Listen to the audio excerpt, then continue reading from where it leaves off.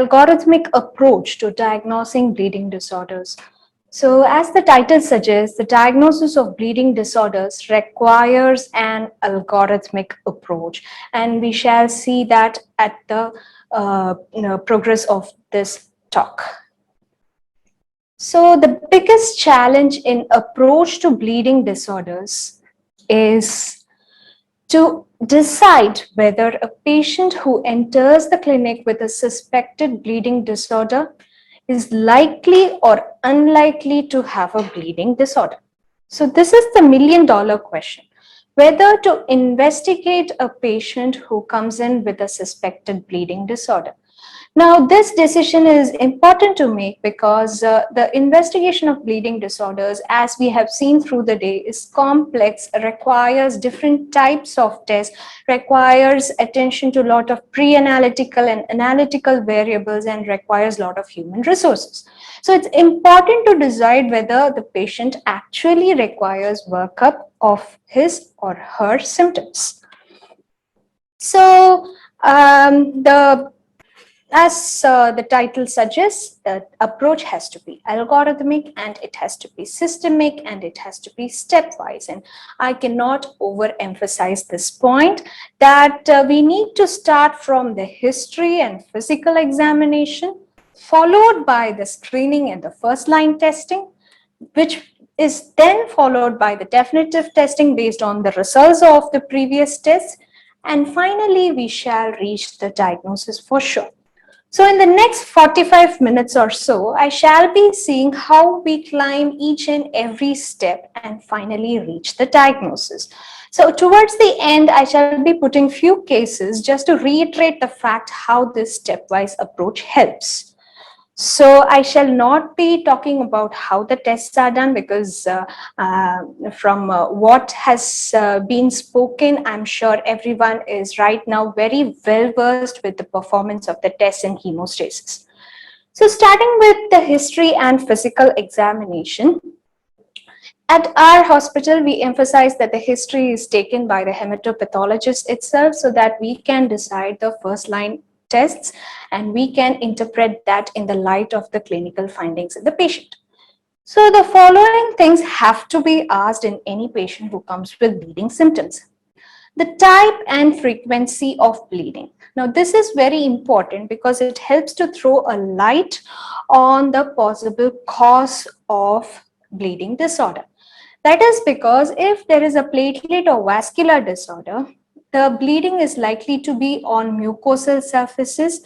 And if it is a coagulation deficiency disorder, the bleeds are likely to involve the muscles and the joints. That is, patients present with hemarthrosis and deep hematomas.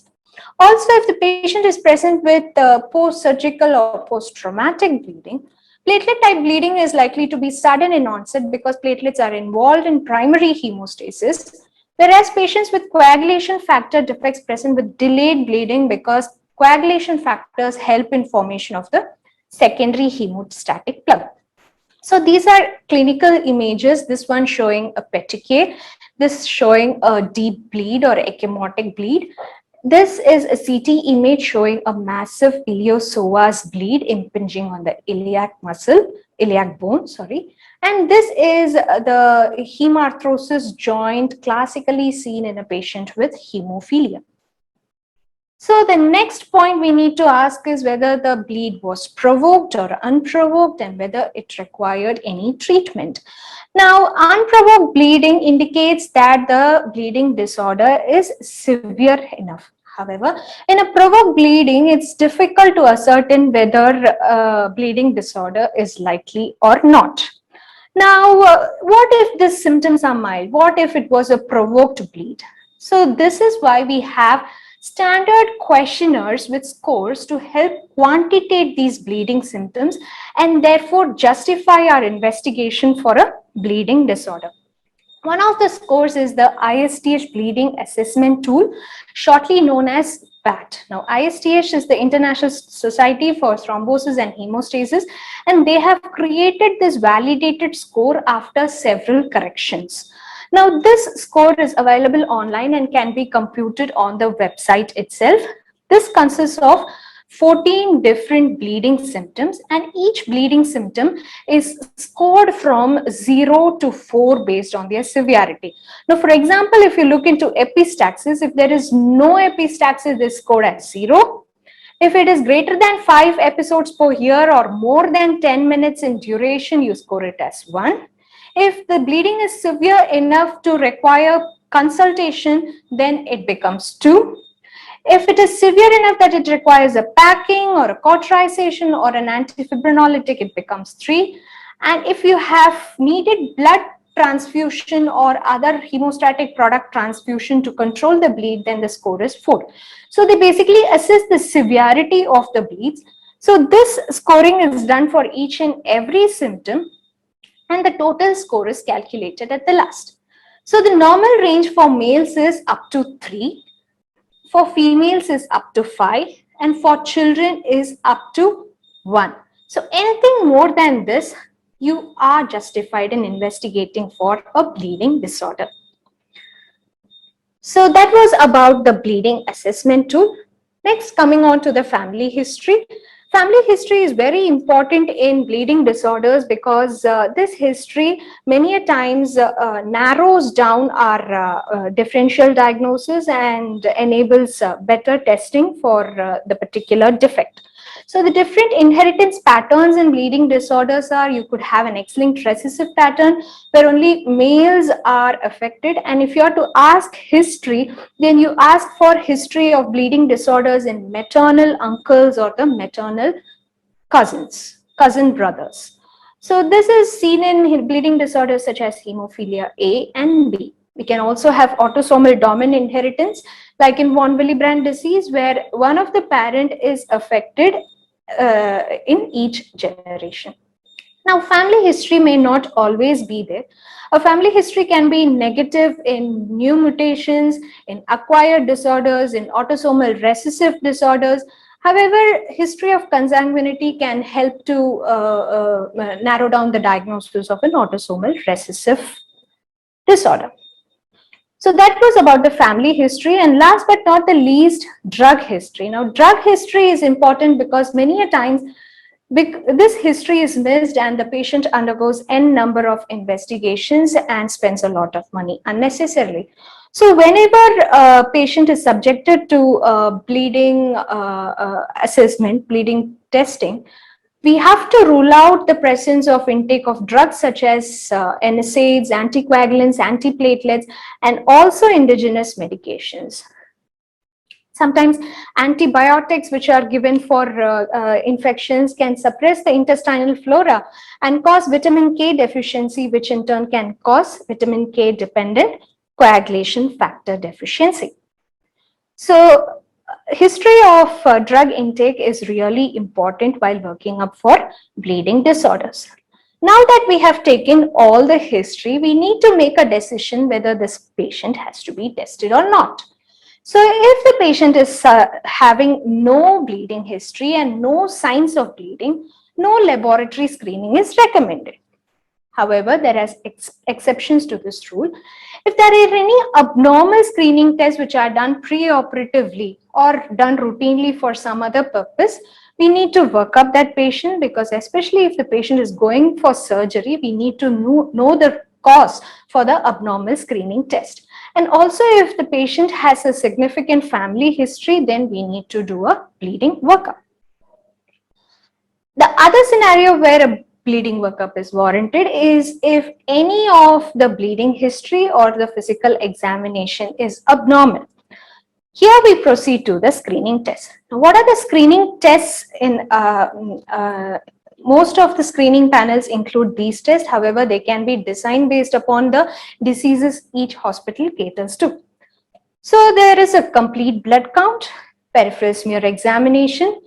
The clotting times, bleeding times are very rarely done, because not because that they are not useful, because they are not easily done.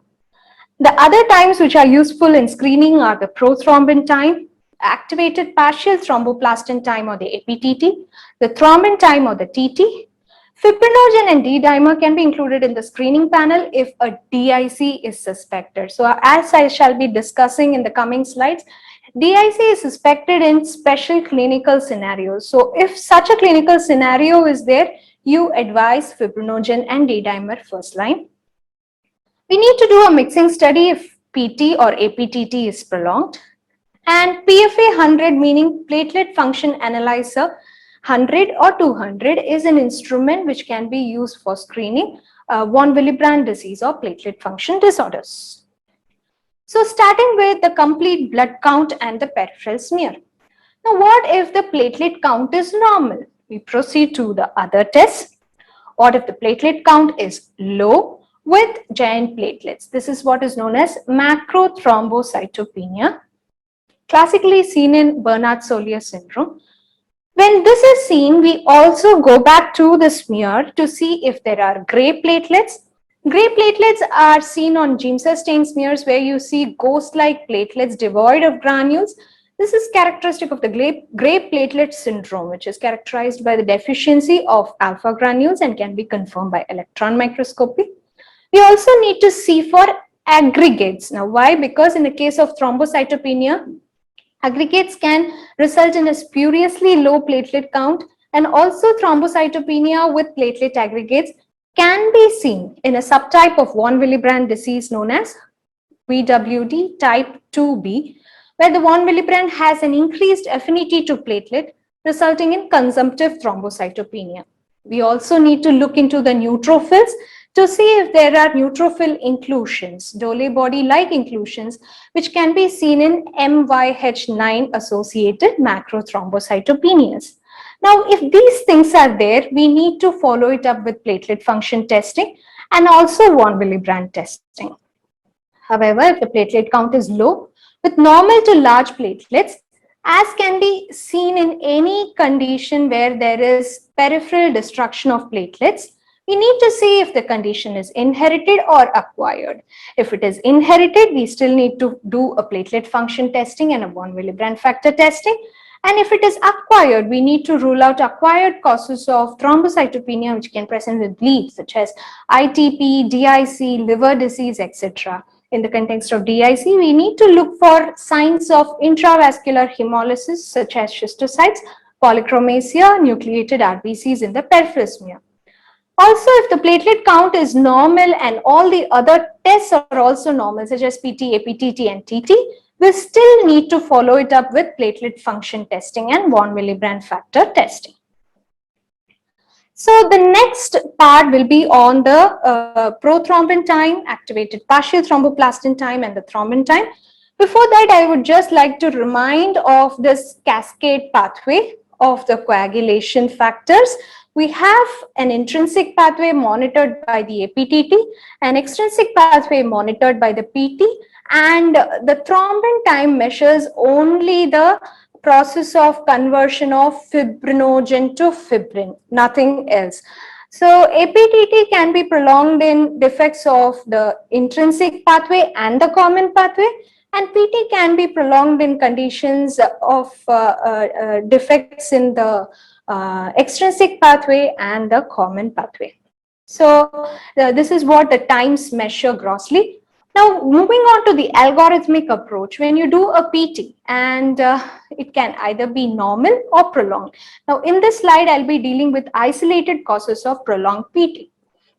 If you have a normal PT, then go into the APTT. If you have a prolonged isolated prothrombin time, just like any prolonged time, here you follow it up with a mixing study. So prolonged PT, do a mixing study. Prolonged APTT, do a mixing study. Once a time is prolonged, you need to follow it up with a mixing study. So the mixing study can give two results. It can either get corrected or not get corrected. If it is corrected and you are suspecting an inherited disorder from the history, let's say there is a positive family history or the history is there from the childhood, then you think of an inherited condition, and the cause of inherited condition causing prolonged PT is factor 7 deficiency, and you do a factor 7 assay to confirm the same. However, if it is acquired, we need to think of DIC, liver disease, or warfarin therapy.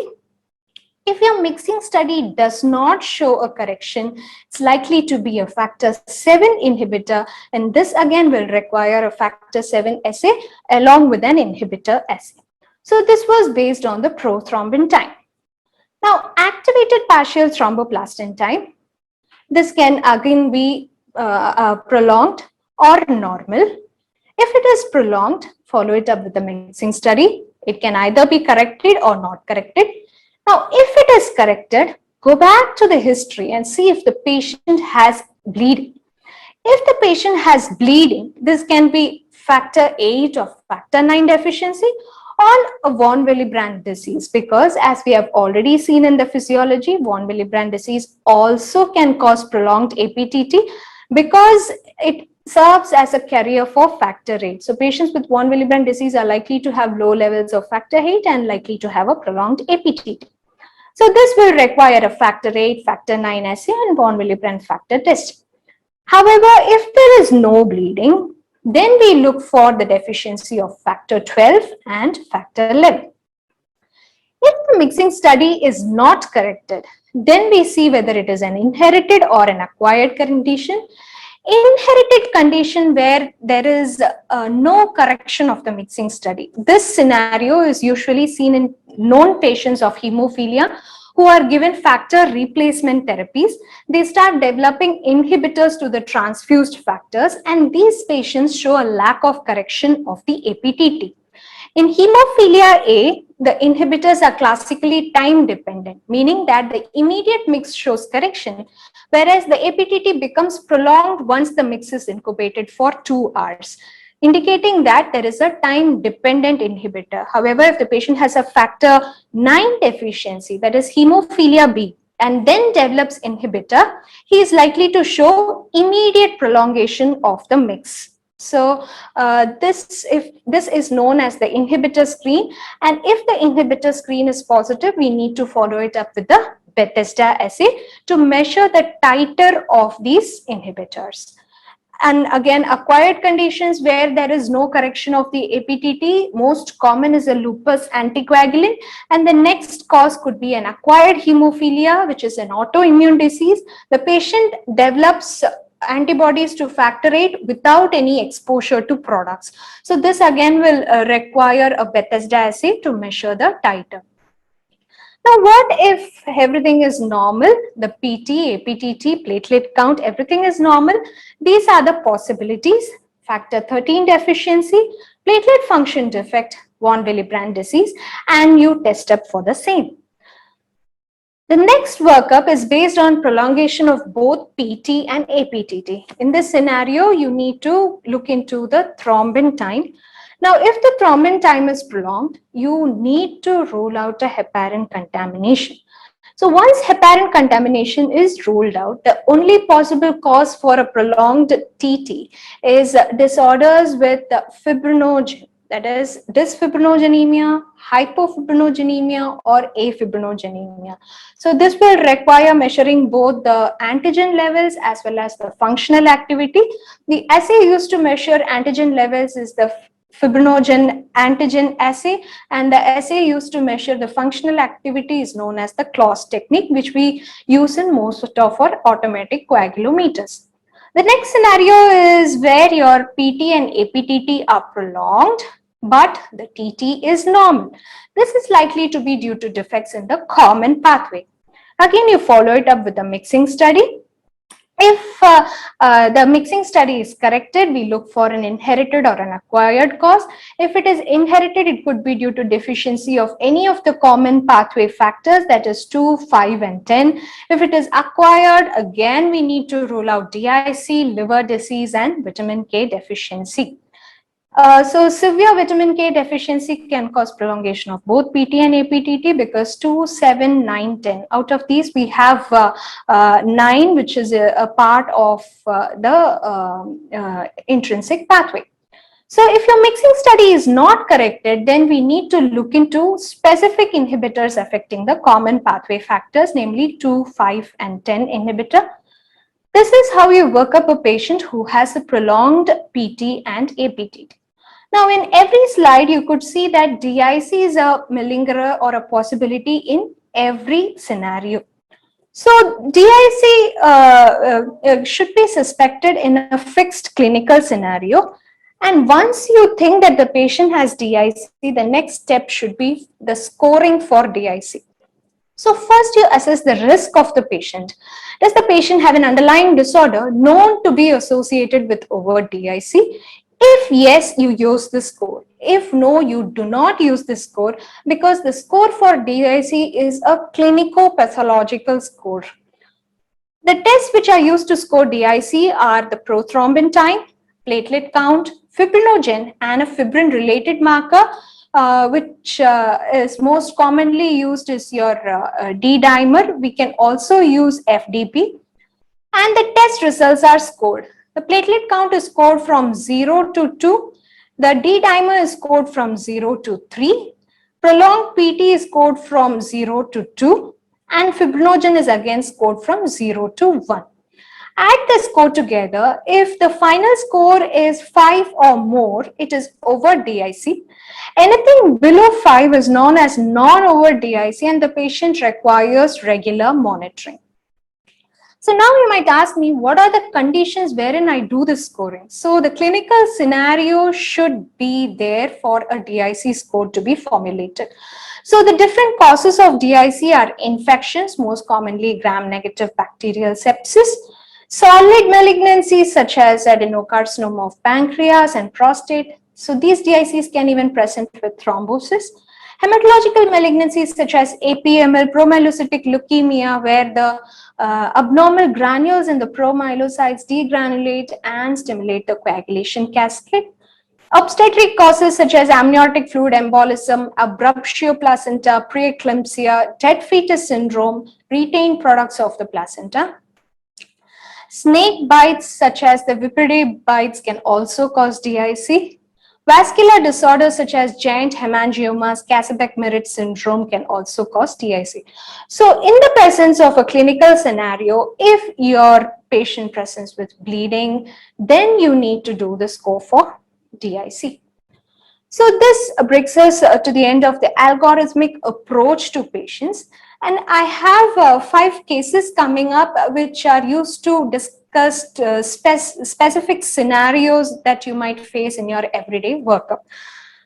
So case 1 is that of a 47-year-old female who has been having history of increased perioperative bleed since childhood. She has required admission and resuturing when she underwent tooth extraction. She has also required plasma transfusions for ovarian cyst removal. There is a family history in the form of her mother having menorrhagia and melena, but she was not investigated. And her blood group was A negative. So this patient was actually a native of Singapore. She has already had her disease worked up, but she couldn't retrieve the records. She was caught up in India during the COVID crisis where she needed to undergo a surgery. So we had to repeat her workup. So the screening test where the platelet count on the mission was 18,000. However, the peripheral smear showed numerous platelet counts and manual count was around 89,000 per millimeter cube. All other screening tests, that is her PT, APTT, TT, and fibrinogen were normal. So one thing is she is a bleeder for sure and she requires an investigation because her bleeding history is significant. And in the first line screening test, the significant finding was a thrombocytopenia with several platelet counts in the peripheral smear. The next line of testing would be a platelet function testing. So we tested her platelet function. So this is her aggregation curve. So just magnifying the readings, this patient had a response to low dose RIPA. RIPA stands for ristocetin induced platelet agglutination. So the graph number 4 is the patient's curve in response to low dose ristocetin.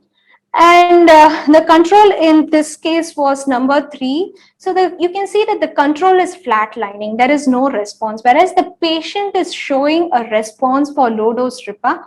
This is characteristic of von Willebrand type 2B. We followed it up with the von Willebrand antigen testing. The antigen was 71% of normal activity. And the recough. Recough is something which enables us to understand the functional activity of von Willebrand. It was reduced. And we derived the ratio between Rekoff and von Willebrand antigen, and it turned out to be 0.2. Now, this ratio is important because it enables us to diagnose qualitative defects in von Willebrand antigen. So, in qualitative defects, the amount of antigen is normal, as in this case. However, the functional activity is reduced. So, if you take a ratio of the both, if it is greater than 0.6, it's likely to be a quantitative defect. And if it is less than 0.6, it's likely to be a qualitative defect or a functional defect, which is what is type 2 von Willebrand disease. So this patient was finally diagnosed as von Willebrand disease type 2B, and this also corroborates with her outside report, which she mailed to us later. So a few slides on the subtyping of von Willebrand disease.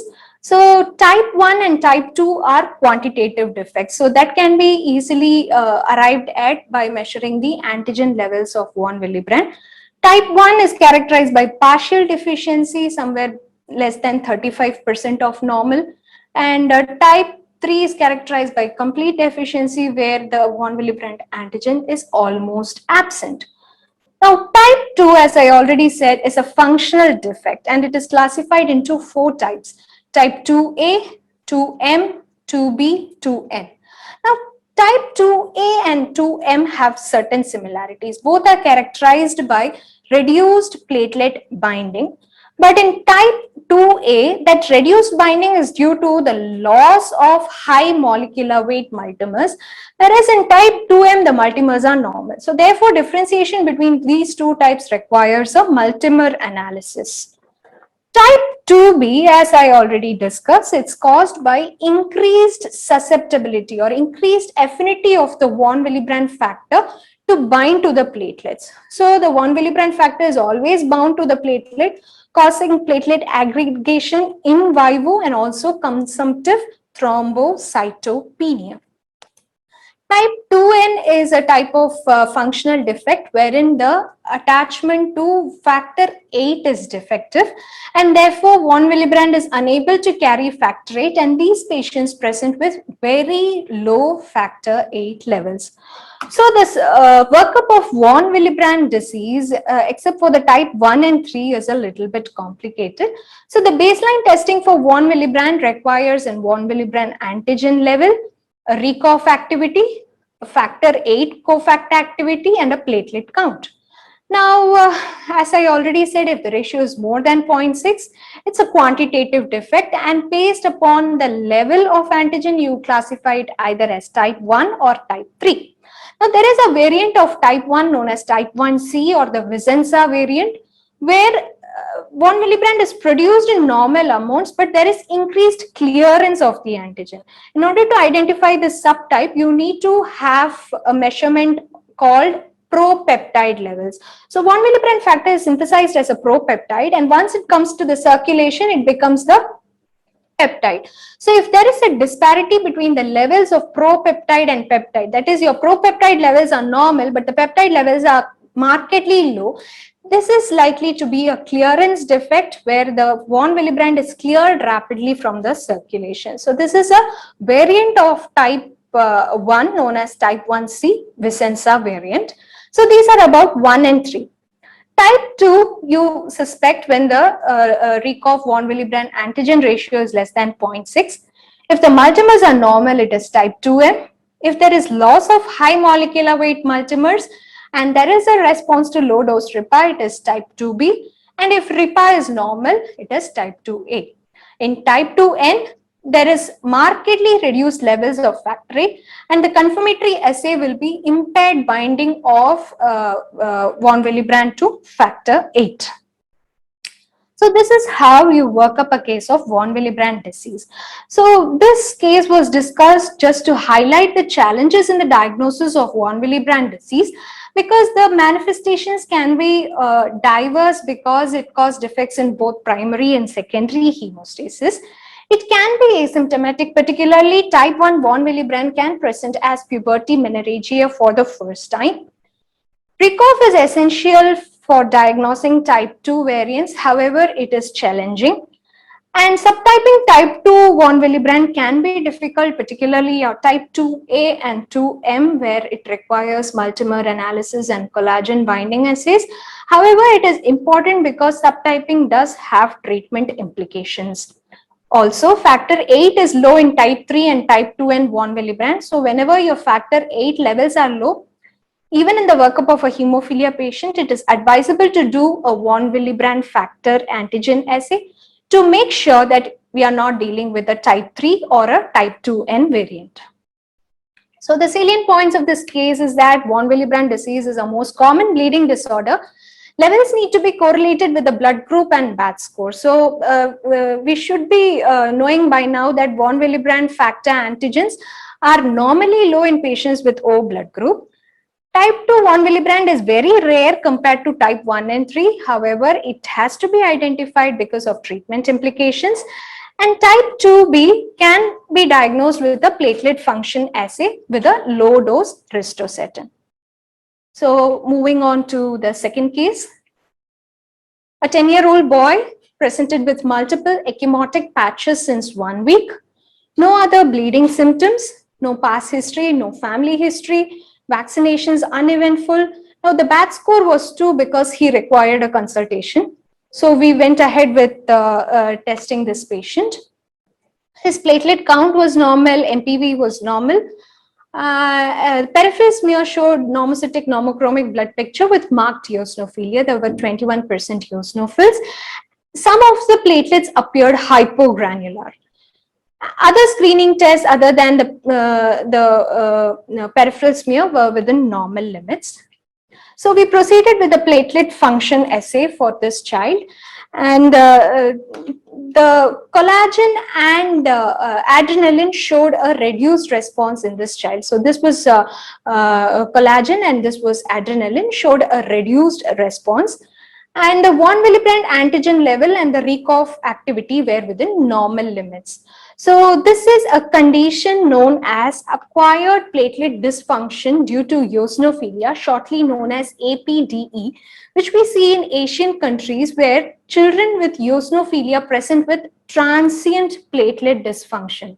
This child was treated for his eosinophilia and now is doing better. So this is a condition where the degranulation of the eosinophil platelets causes defective release of platelet granules, thereby resulting in platelet dysfunction. So by this case, I would like to highlight how you interpret a platelet function testing.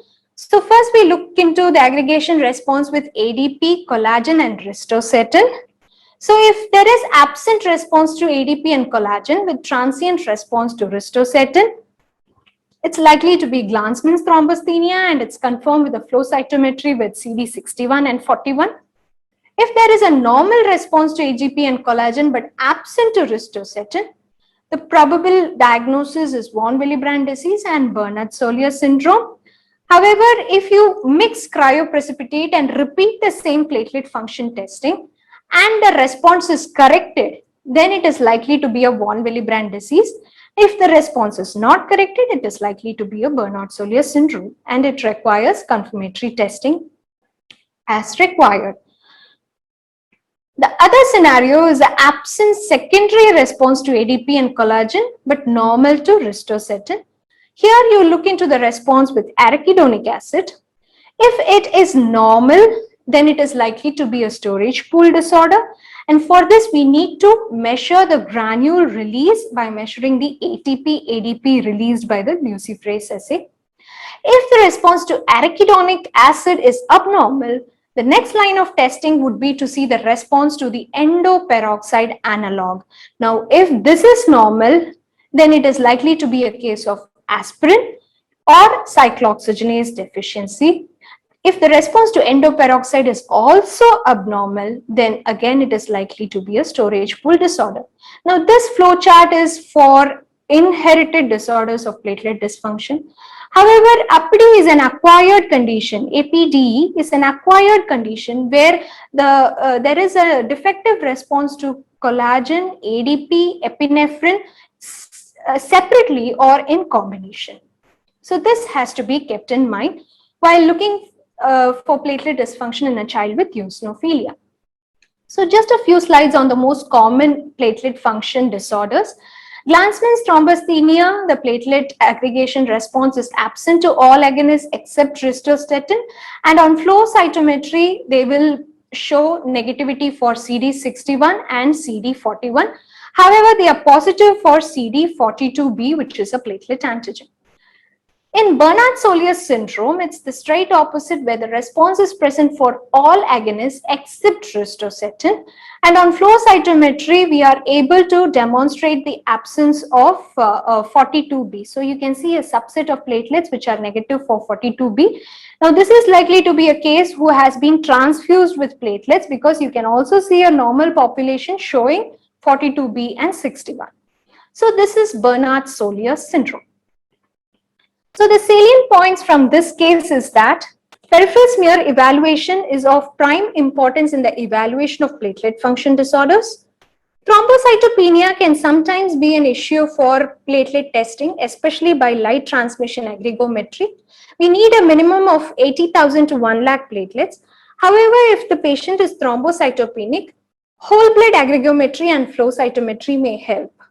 And also we need to remember that platelet function disorders may not always be inherited. They can also be acquired, most commonly drug-induced, but sometimes also due to eosinophilia. Going on to the third case. This is an interesting case of a 64-year-old male with complaints of subdural hemorrhage, and he was planned for burr-hole evacuation. The surgery could not be done because of prolonged PT and APTT. In the past history, there was nothing significant. There is no family history, and he has never had any increased perioperative bleeds in surgeries done before. So because it was a very significant bleed and because there were abnormalities in the screening test, we proceeded further. There was a mild thrombocytopenia with a platelet count of 1,10,000. Peripheral smear corroborated the finding. However, there was no evidence of hemolysis.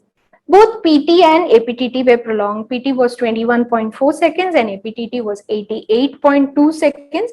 However, the TT and fibrinogen were normal. Since the PT and APTT were prolonged, we went ahead with the mixing study of both PT and APTT. The mixing study for PT showed partial correction to the order of 69%, whereas the APTT showed much lesser correction, around 50%. We went ahead with the factor assays and all factors were normal except factor 2, that is 31%. So factor 2 is prothrombin, which was 31%. This could explain prolongation of both PT and APTT. But what was confusing is whether this was a deficiency or an inhibitor, because we know that the treatment implications are different. So because there was a lack of correction of APTT, we went ahead with doing a lupus anticoagulant because that is the most common cause of an uncorrected APTT.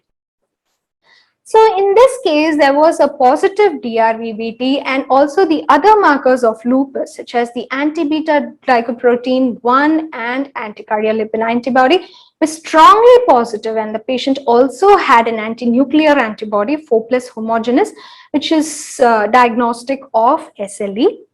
So the patient was diagnosed as a case of lupus anticoagulant hypoprothrombinemia syndrome, associated secondary to SLE. So this was a case of secondary antiphospholipid syndrome with lupus anticoagulant induced hypoprothrombinemia syndrome.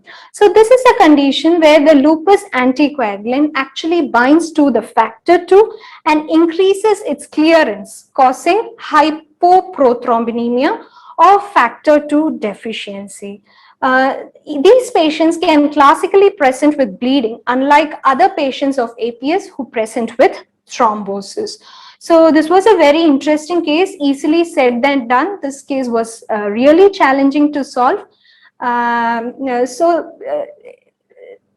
The diagnosis in every case depends upon how you approach the case and how well you do your tests. So the diagnosis of APS is classically based on the Sydney revision of Sapporo criteria.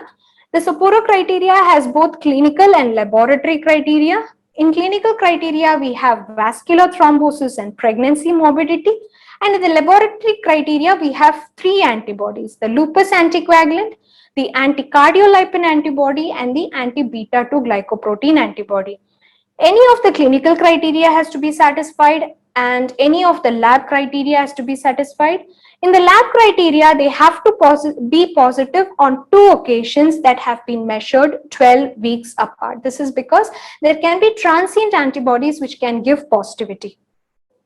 Now, the measurement of these antibodies, anticardiolipin and anti-beta 2 glycoprotein antibodies are measured by ELISA-based tests.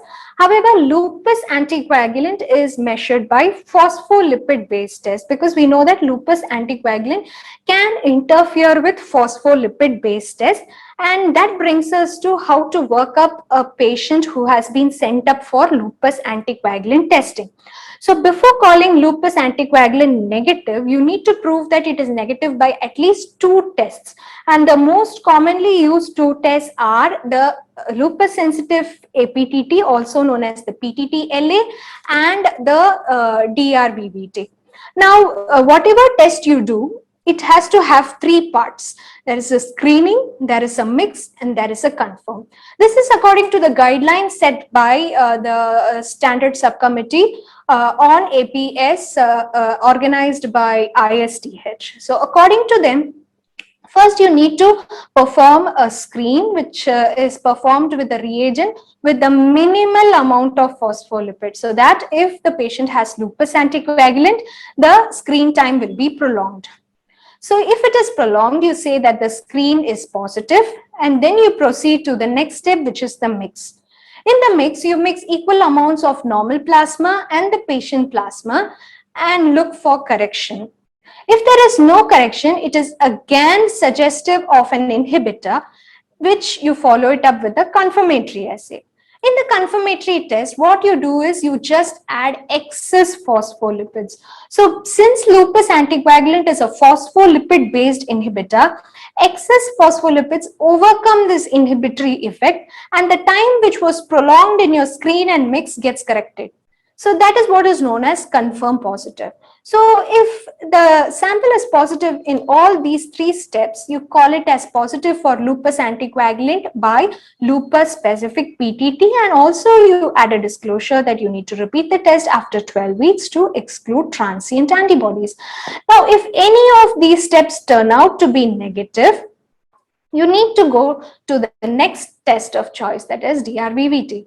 Now, the advantage of DRVVT is dilute Russell Viper venom. This reagent directly activates factor 10. So it is not affected by deficiency of factors in the upper part of your coagulation pathway. So you repeat the same steps again. You do a screen followed by a mix and followed by a confirmatory test.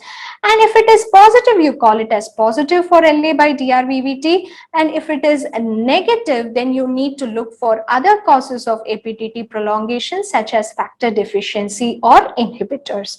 So this is how you work up for lupus anticoagulant. So APS is a very diverse clinical condition and also a very diverse laboratory condition.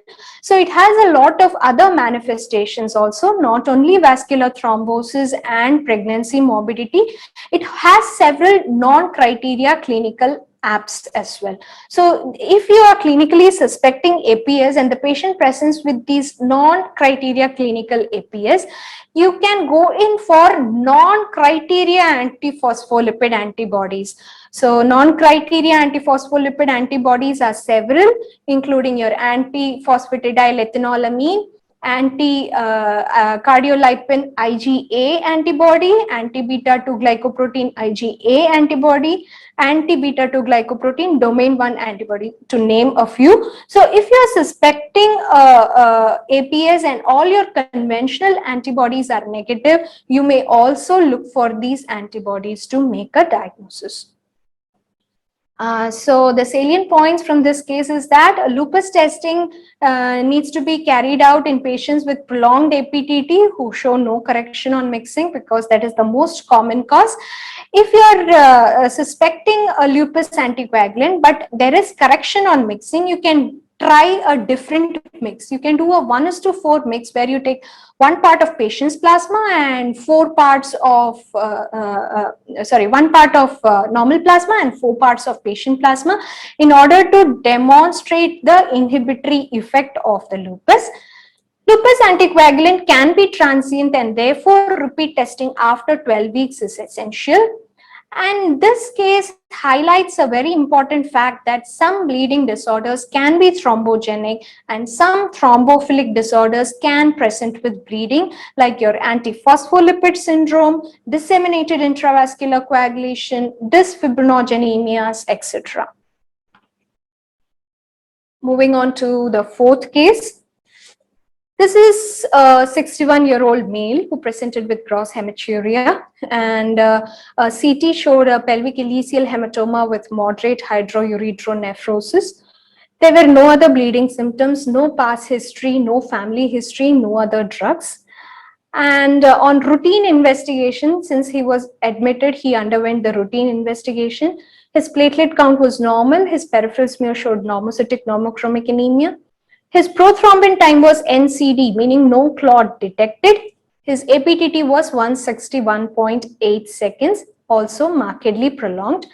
Later, his TT and fibrinogen were done, and the fibrinogen was elevated and the TT was within normal limits. So since the PT and APTT were prolonged, we followed it up with a mixing study, and there is almost full correction of the PT and the APTT, 94% and 93%, and we proceeded to the factor assays. So factor 2 was 3%, factor 10 was 2%, factor 7, 3%, and factor 9, 6%. However, factor 5 and factor 8 were within normal limits. So this is basically 2, 7, 9, 10. So there is deficiency of the vitamin K dependent coagulation factors. His LFT was within normal limits. On further probing, he was found to be taking continuous antibiotics for the past 2 weeks for some lung infection. So we label this as vitamin K dependent coagulation factor deficiency. So vitamin K deficiency can be inherited or acquired. Inherited forms appear when there is a defect in the vitamin K epoxide reductase enzyme or the vitamin K dependent gamma carboxylase enzyme. Acquired forms can be seen in the form of hemorrhagic disease of newborn, prolonged antibiotic usage, which can suppress your intestinal flora and interfere with recycling of vitamin K.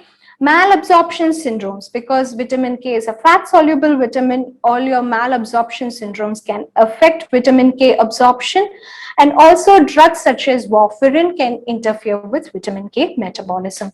So especially elderly people who might be taking several drugs, who might be having other comorbidities, we always need to rule out vitamin K deficiency when they present with bleeding. So combined factor deficiency can also be inherited. Apart from vitamin K dependent clotting factor defect, we can also have combined deficiency of 5 and 8, 8 and 9, 7 and 8, 7, 9 and 11, 9 and 11, and so on. So whenever you get a patient with an inherited coagulation factor defect, let's say the PT and APTT were prolonged and you found out that your factor 5 was reduced, please don't forget to do a factor 8 assay, because factor 5 deficiencies are not that common in solo. They usually appear in combination with factor 8 deficiency.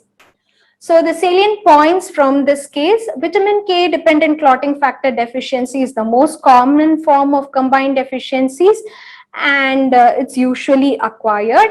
And also do not forget to assay factor 8 levels in a patient with factor 5 deficiency. Now moving on to the last case of my presentation, a very short case. So this is a 10-year-old girl who presented with history of hemoptysis. On imaging, the child had a lesion in the upper lobe of the left lung, which was contrast enhancing.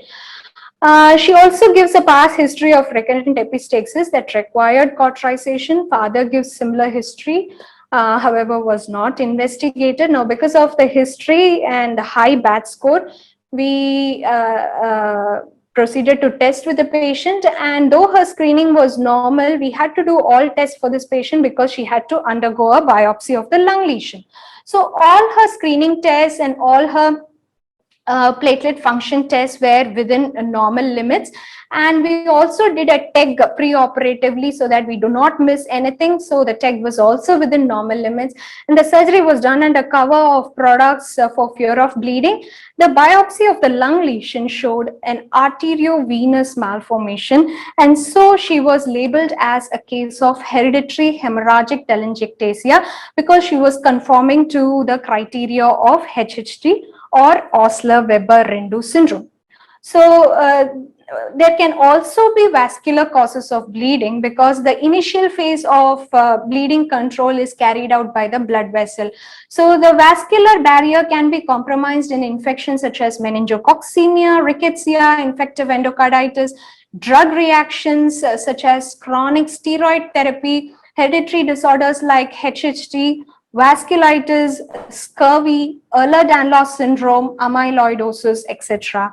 So the salient point from this case is that all bleeding patients do not have defects in platelets or coagulation factors. They may have defects in their vessel walls also. So this brings us to the end of the presentation. I again reiterate the fact that a stepwise approach is highly essential for the diagnosis of bleeding and coagulation disorders, and this will help us to put the puzzle in place and give the diagnosis to the patient and help the patient. Thank you.